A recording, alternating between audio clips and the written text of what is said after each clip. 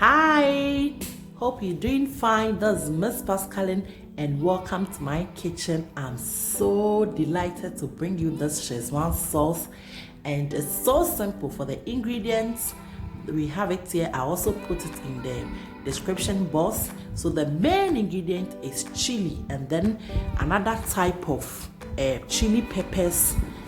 This is what is available to me. I'll put the other type in the description box so that if you can get that one, you use it. So because it's so hot, it's so spicy, what can help you reduce it?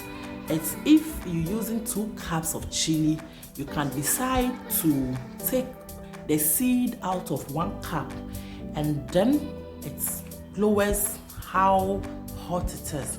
So these are the peppers I'm using. I've soaked it over 8 hours and I've removed some of the seeds. So the seeds there are seeds that I removed from half of the peppers I'll be using.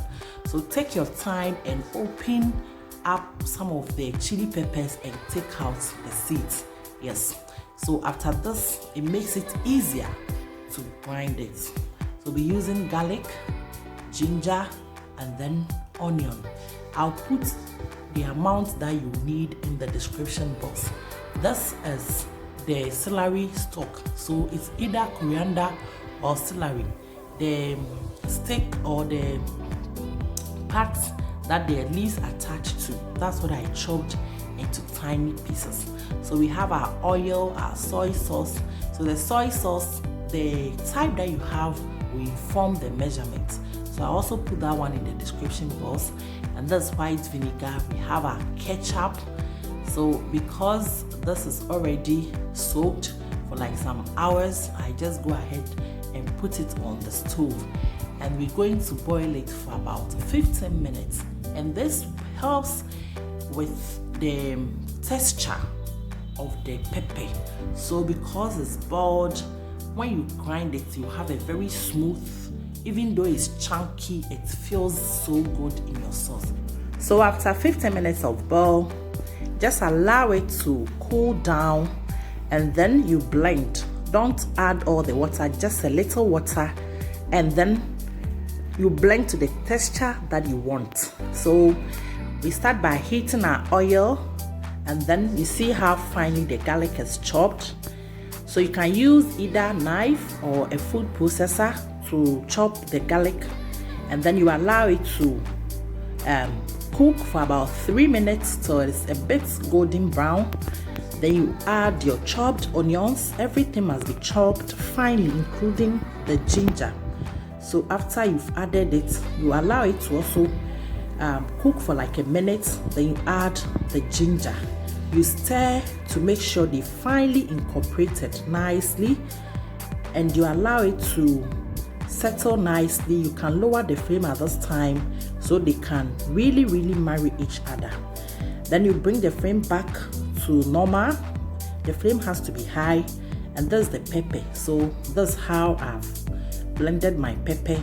You pour it into the already frying ginger, garlic, and those other stuffs, and then stir very well to have it how you want it. Please don't forget to subscribe and then share this video. Give me a thumbs up. I really appreciate when you subscribe and then you like the things that I do. Thank you.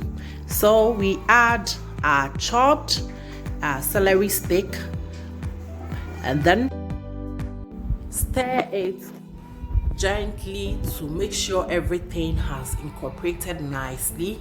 We cover it up.